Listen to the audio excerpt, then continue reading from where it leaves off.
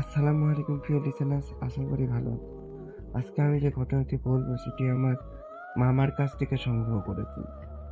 তো বেশি কথা না বলে সোজা ঘটনায় যাই। বলছেন মামা, তখন আমার বয়স 7 বছর। স্কুল থেকে গরমের ছুটি দিয়েছে। গরমের ছুটিতে নানার বাড়ি যাওয়ার জন্য মায়ের কাছে কান্না করছি। মা তখন নানার বাড়ি যাওয়ার জন্য রাজি হয়ে যায়। ওই দিন বিকেলে আমরা বেরিয়ে পড়ি নানুর বাড়ির উদ্দেশ্যে।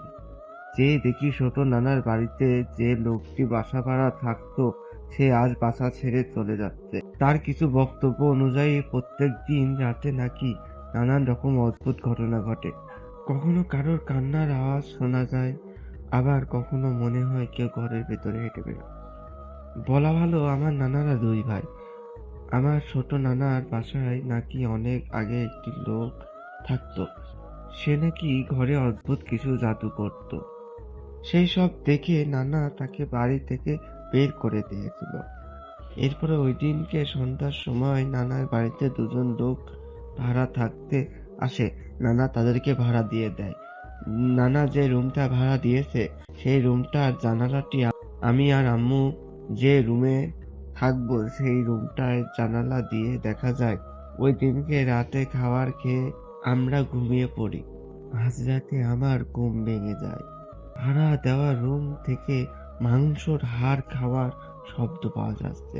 আমি জানালায় তাকাতেই দেখি 2 ভাড়াটিয়া একটি গরু কাঁচা চিবিয়ে খাচ্ছে। দেখে আমার পুরো শরীর ঠান্ডা হয়ে যায়। হঠাৎ ভাড়াটিয়ারা আমার দিকে তাকালো। তাদের চোখ লাল অন্ধকারে জল জল করছে। ওই দৃশ্য দেখে আমি জানালা বন্ধ করে তাড়াতাড়ি শুয়ে পড়ি। ওই রাতে আর কিচ্ছু হয় না। পরের দিন রাতে আমি কান্নার আওয়াজ পাই সেই রুম থেকে। আমি জানলা দিয়ে তাকিয়ে দেখি 2টি কালো ভয়ানক রক্তর মতো লাল চোখ নিয়ে আমার দিকে তাকিয়ে আছে। কি বিশ্রী দেখতে, ভয়ানক মুখ। আমি ভয়ে তাড়াতাড়ি করে জানলা বন্ধ করে শুয়ে পড়ি। পরের দিন সকালে আমি আর দেরি না করে আম্মুকে সব ঘটনা খুলে বলি। আম্মু বলে, আজকে রাতে যাই হয়ে যাক তুই জানলা খুলবি না। আমি বলি ঠিক আছে আম্মু। এরপরে রাতের খাবার খেয়ে ঘুমিয়ে পড়ি। মাঝরাতে দেখি কেউ আমাকে ডাকছে, রহিম, রহিম, জানালা খোল। আমি ভয়ে রীতিরকম ঘামছি। আমি আম্মুকে ডাকি, আম্মু ঘুম থেকে ওঠো। আম্মু ঘুম থেকে উঠলে আমি সব কিছু বলি। আম্মু জানালা খুলে দেখে সেই 2টি কালো অবয়ব ভাড়াটিয়াদের ঘর থেকে আম্মুর দিকে অনেক জোরে তেড়ে আসছে। তা দেখে আম্মু জানালা বন্ধ করে দেয়। এরপরে চালের উপরে ইট পাথরের বৃষ্টি শুরু হয়। আমি ভয়ে কাঁপছি আর আম্মু যত দোয়া জানে সব বলছে। কিছুক্ষণের মধ্যে সবকিছু ঠান্ডা হয়ে যায়। পরের দিন সকালে ছোট নানাকে সব বলতে নানা সেই রুম খোলে।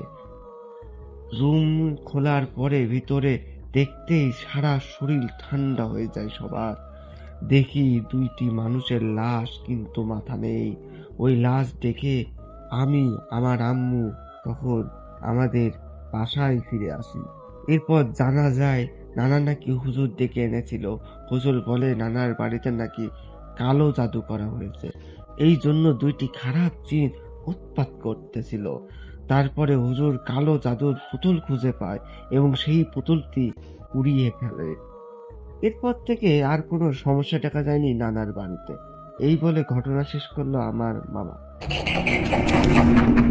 আশা করি ঘটনাটি তোমাদের ভালো লেগেছে বন্ধুরা। যদি ঘটনাটি ভালো লেগে থাকে তাহলে ঘটনাটি তোমার প্রিয় বন্ধুর কাছে শেয়ার করো, এবং তোমরা যদি এরকম অদ্ভুত হাড় হিম করার ঘটনা জেনে থাকো তাহলে আমার কাছে পিন কমেন্টের মাধ্যমে পাঠিয়ে দাও। আমি পরের এপিসোডে তোমাদের ঘটনা পড়ে শোনাবো ইনশাল্লাহ। ততক্ষণের জন্য ভালো থেকো, বাই।